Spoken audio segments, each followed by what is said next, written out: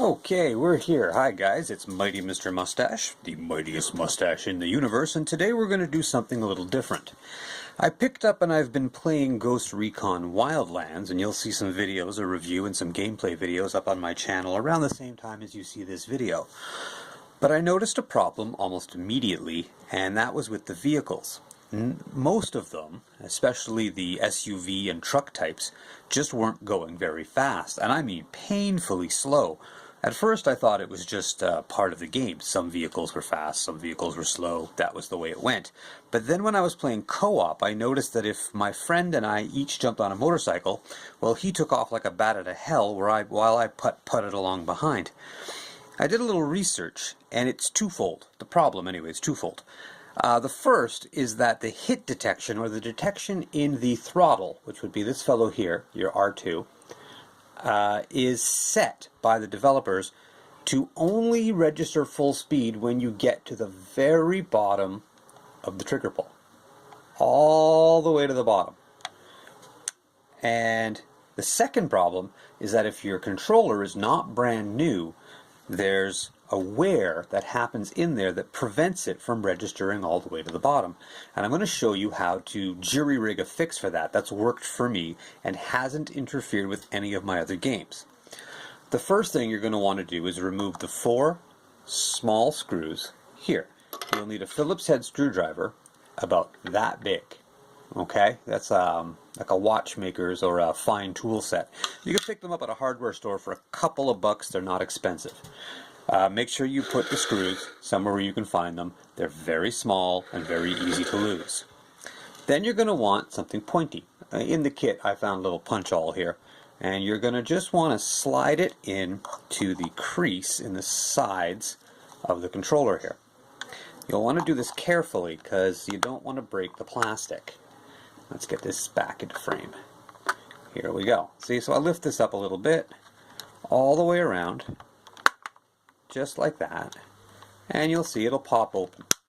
Now, the two halves are connected by a thin strip of plastic that has some wiring going through it, and you'll want to be very careful not to disconnect that or damage it when you take the two halves apart. Alright, so here we go. Be patient and work your way around. Sorry if it's not perfectly in frame here, but once I get it open, we'll have a good look. And almost there. There. See, I popped the whole thing open. Won't be shy to give it a little pull. It'll make a bit of a snap sound. But you haven't broken anything. See that white ribbon? That attaches the top and bottom halves, and you don't want to damage that. This is the battery pack, and you can just slide that back in. We're going to move this half over here, out of the way of the 2 buttons. Now, if you look here, you'll see a pale silicone round thing. This is the actual button. This is what you press down on when you're pressing your R2.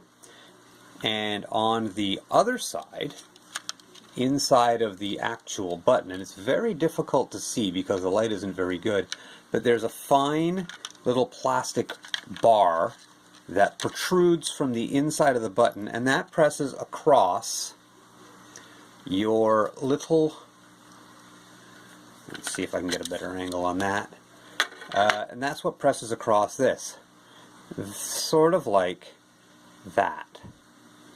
See, up and down. It goes like that. Now, over time, the plastic bar wears a groove on either side of this, and so you're not getting full depression because part of your pull is wasted going into that groove. You can't just turn it because it's a whole piece. So what I've done is I've built up, you can just barely see here, a bit of white coloring inside this black button, and that is just a little bit of fabric tape. I got this from a first aid kit. You could use hockey tape, you could use electrical tape, you could use a little piece of foam or rubber, just as long as it's thin and as long as it fits into the little gap that's in there, you'll find it not too hard to do. And then it's as easy as reassembling your controller, which is again not a difficult thing to do. You just press the two sides, feed these little knob parts inside, and snap the whole thing back together. You'll want to be careful, obviously, not to break anything, but the plastic halves should fit together nicely. I don't have a fantastic camera to show you with this. I'm just using the video camera function on my smartphone, but I'm pretty sure you'll get the idea. And once you have your two halves clicked back together,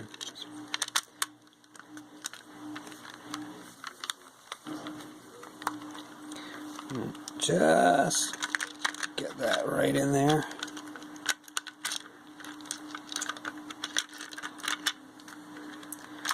One, two. As you can see, it takes a little fiddling to do, but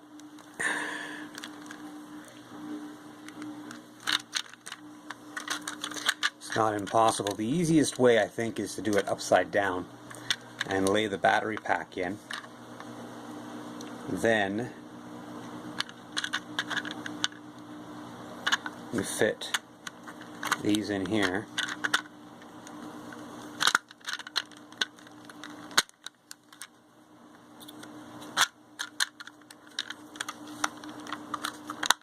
And give it a good press home. And let's make sure that I haven't messed anything up here.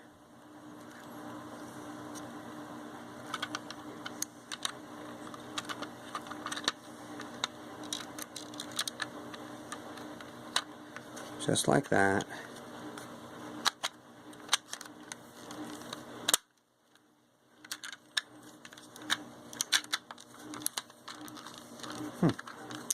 Oh, I remember now. I'll edit this part out. These come out.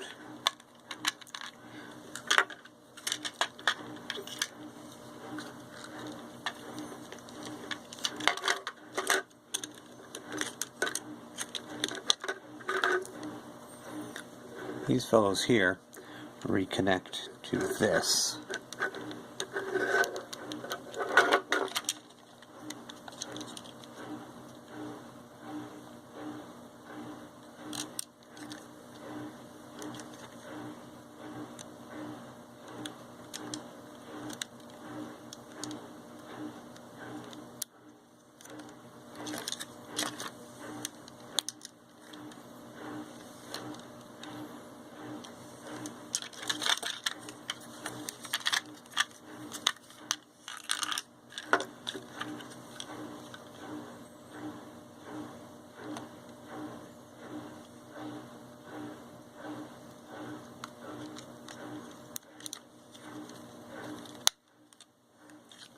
There we go.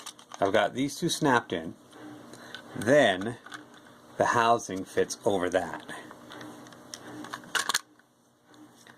quite easily. And once again, this just pops right back in. As you can see now, if I can stop making my camera move. There. Quite easy to just snap those back into place. All the way around, goes in quite easily once these are done.